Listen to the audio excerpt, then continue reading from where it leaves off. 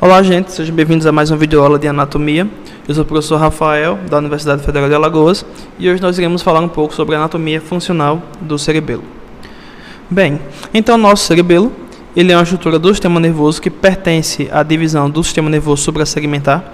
Como sendo pertencente ao sistema nervoso suprassegmentar, nós apresentamos a substância branca como sendo medular, ou seja, na região central, e a substância cinzenta como sendo cortical, na região periférica.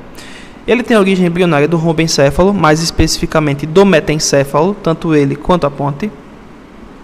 Está localizado na fossa cerebelar do nosso osso occipital, posteriormente ao tronco encefálico e inferiormente ao lobo occipital do nosso telencéfalo, do qual ele está sendo separado pela tenda do cerebelo.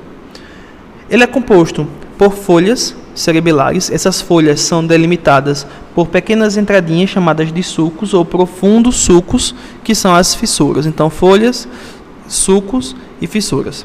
E apresenta em seu interior núcleos, os núcleos do cerebelo.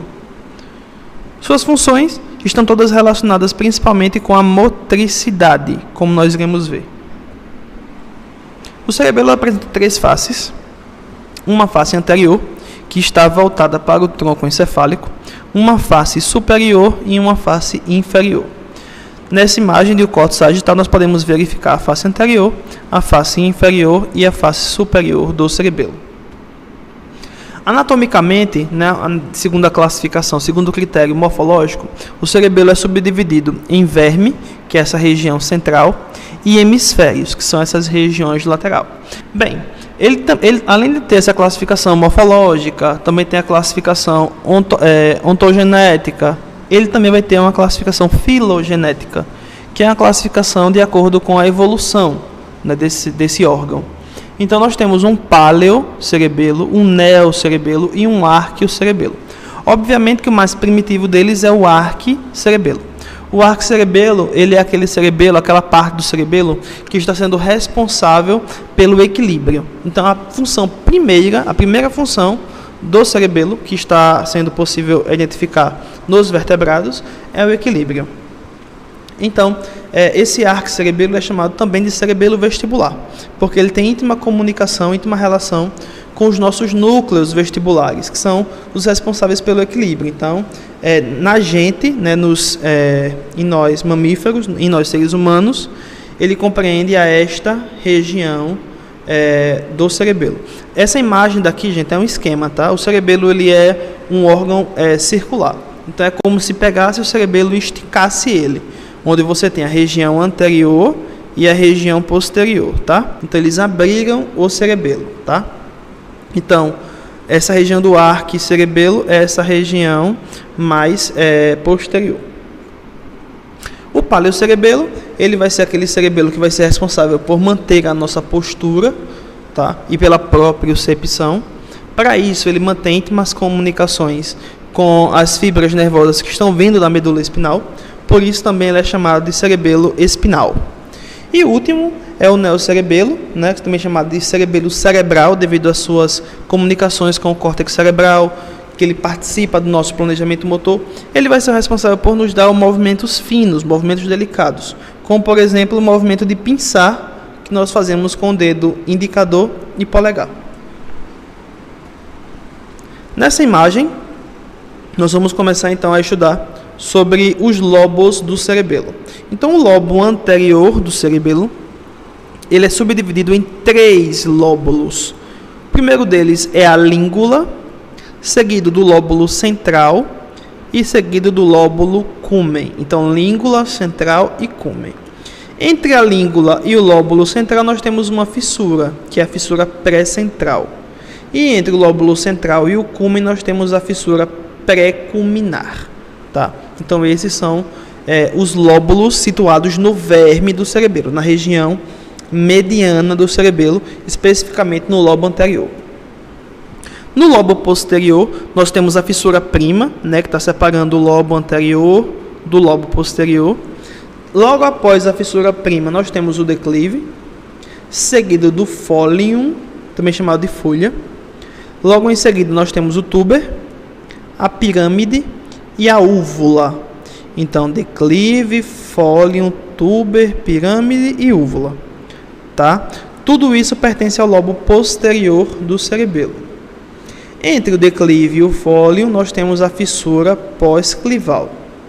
Entre o fólio e o túber, nós temos a fissura horizontal. Entre o túber e a pirâmide, nós temos a fissura pré-piramidal.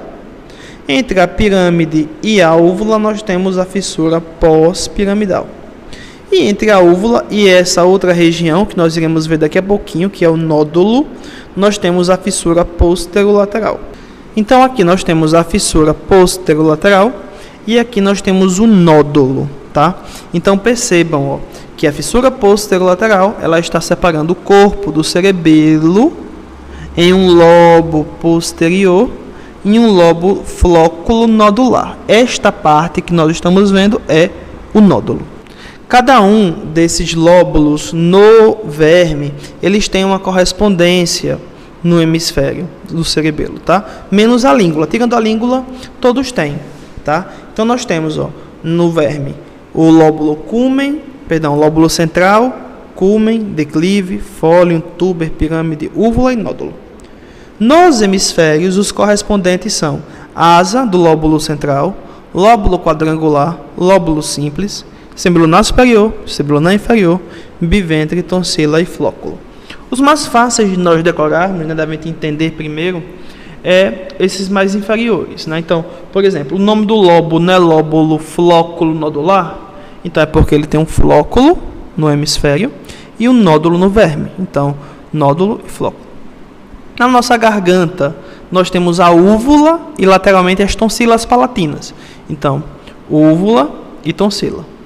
Muita gente associa muito, né, pirâmide com dança do ventre. Então, a pirâmide no verme, nos hemisférios, é lóbulo biventre, tá?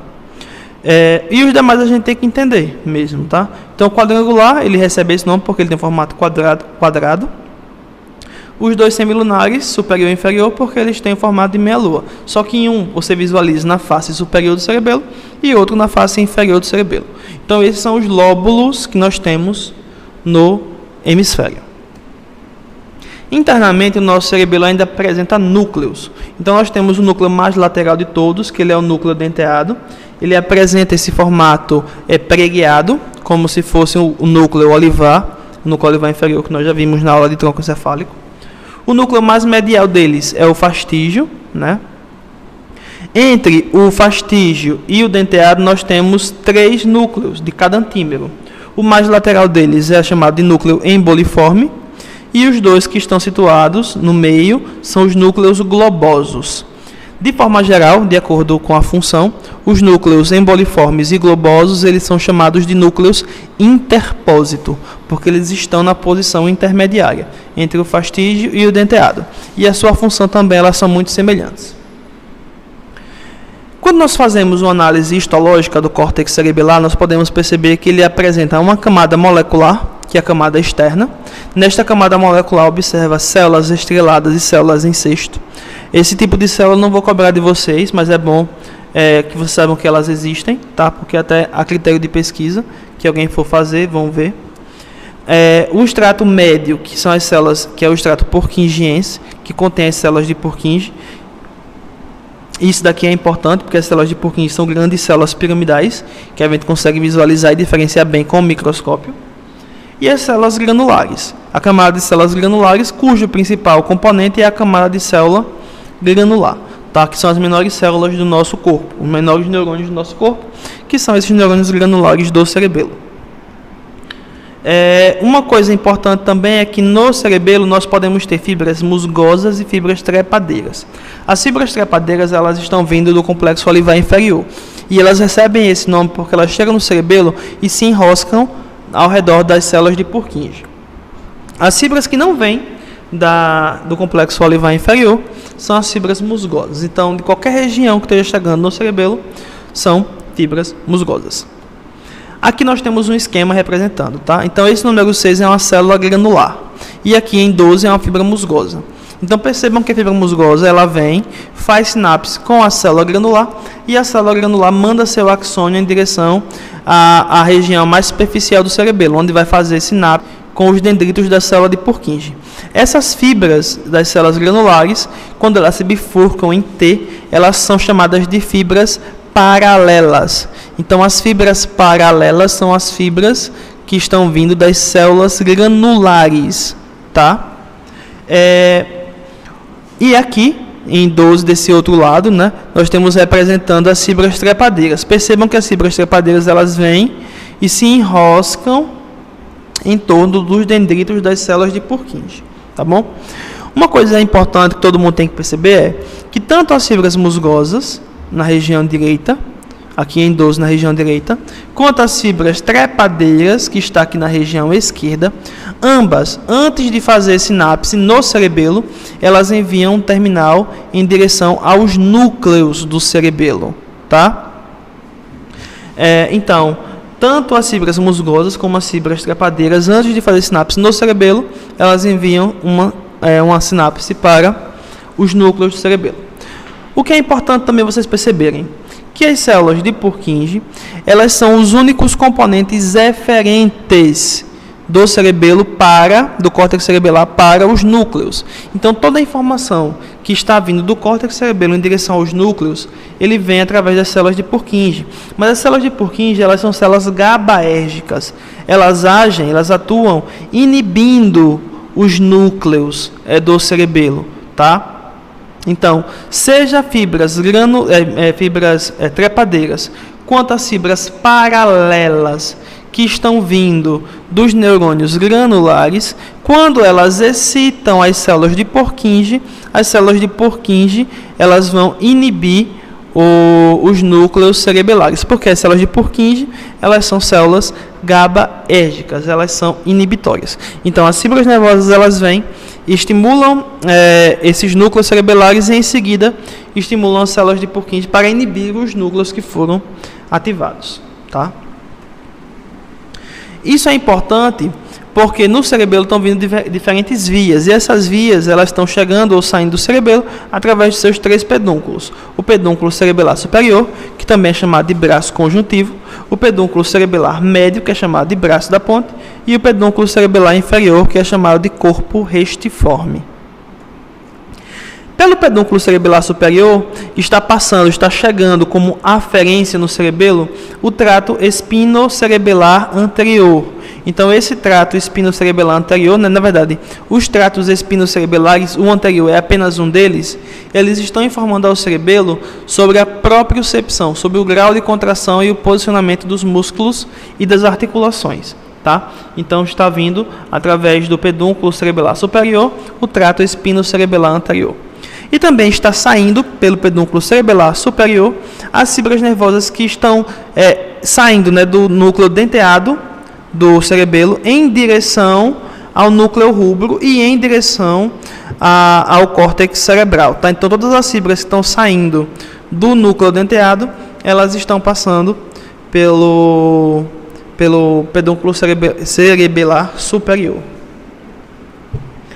Pelo pedúnculo cerebelar médio, está chegando as fibras temporopontinas e frontopontinas. Essas fibras, elas fazem sinapse nos núcleos pontinos.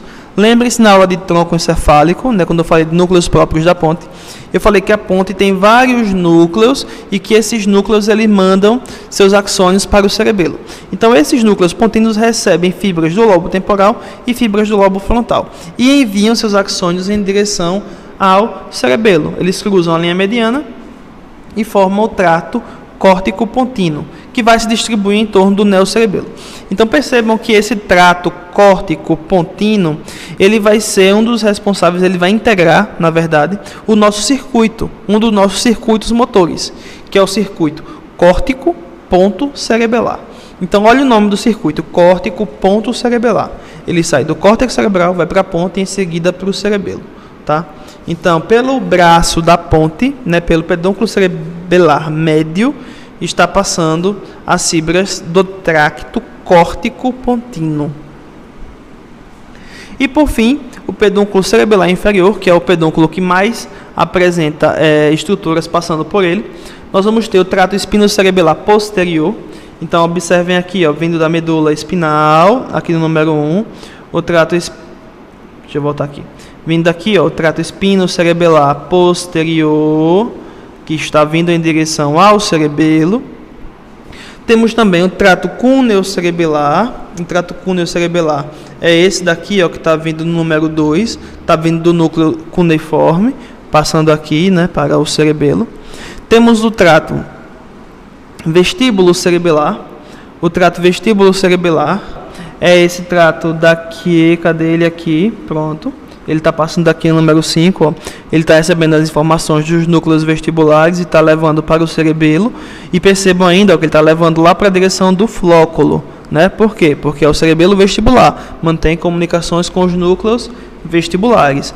Tanto as fibras que estão vindo do gânglio vestibular, diretamente, quanto as fibras que estão vindo indiretamente após fazerem sinapse nos núcleos, lá no tronco encefálico, tá? Eles estão indo em direção ao cerebelo.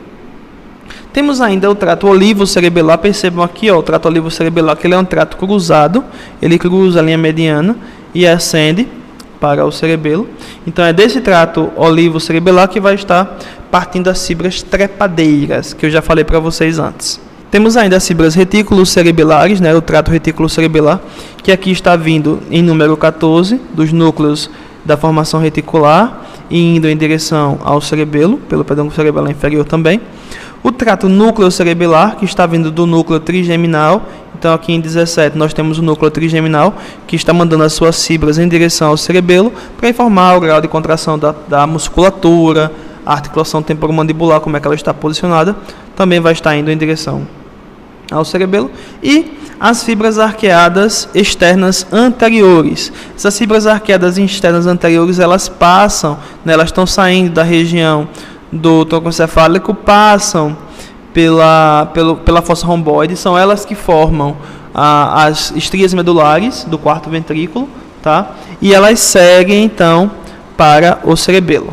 Então, esses são as estruturas que passam pelo pedúnculo cerebelar inferior. Então, percebam como é que se dá essa distribuição. Eu separei aqui os principais tratos que estão chegando no cerebelo. Então, como eu já falei para vocês, o lobo flóculo nodular, ele é o cerebelo vestibular, tá? Ele está relacionado com o equilíbrio, então ele recebe as informações, né, as fibras musgosas que estão vindo dos núcleos vestibulares. O trato córtico-ponto-cerebelar, ele é do neocerebelo, é o cerebelo cerebral, se distribui na maior parte do córtex cerebral. E os tratos espinocerebelares e cúneo-cerebelar, que estão relacionados com propriocepção, eles vão terminar no paleocerebelo. O paleocerebelo é o lobo anterior e a questão de pirâmide e úvula do lobo posterior. Então, é essa a distribuição que essas fibras aferentes fazem quando elas chegam no cerebelo. Só que não é apenas essa disposição aferente que o cerebelo tem, ele também tem uma disposição eferente. E as eferências do cerebelo estão saindo dos núcleos cerebelares. Então, a região mediana, a região verminiana, do verme do cerebelo, ela manda as eferências ou para o núcleo fastígio ou diretamente para os núcleos vestibulares, que vão modular, então, a nossa postura, o nosso equilíbrio, na verdade, através dos tratos vestíbulo-espinais, tá? Então, o trato vestíbulo-espinal, que nós iremos ver nas grandes vias eferentes, ele vai ter uma contribuição do cerebelo. O cerebelo recebeu a informação sensorial sobre a percepção do corpo e mandou essas informações tanto através do núcleo fastígio quanto através do próprio núcleo vestibular, tá? Para modular o nosso equilíbrio. Então, percebam, região mediana, região do verme, manda as suas referências para o núcleo mais mediano, que é o núcleo fastígio, tá? Já a região paraverminiana, essa região que está paralela ao verme do cerebelo, né, que está recebendo as informações da propriocepção, ela vai mandar as suas informações, vai mandar seus axônios através dos núcleos interpósitos, dos núcleos globosos e o núcleo emboliforme. Então, como eles vão regular a nossa postura, né? A postura que eu digo é como você está com o seu tônus muscular e também a parte de musculatura proximal dos membros, ele pertence ao paleocerebelo. Enquanto que a região lateral, né, a região que predomina nos hemisférios cerebelares, eles vão sair para o núcleo mais lateral do cerebelo. O núcleo mais lateral do cerebelo é o núcleo denteado. E daqui elas partem para o córtex cerebral para integrar o nosso circuito motor. Tanto no córtex cerebral quanto no núcleo rubro, que nós também iremos ver nas vias eferentes, que do núcleo rubro sai o trato rubro-espinal, que é o único trato extrapiramidal responsável por movimentos dos dedos. Tá? Então, as informações que vão para o córtex cerebral e para o núcleo rubro vêm do núcleo denteado, que pertence ao neocerebelo. Bem, gente, essa foi a nossa aula de hoje de cerebelo. Espero que vocês tenham compreendido. Qualquer dúvida nós tiramos no nosso encontro síncrono. E até a próxima aula.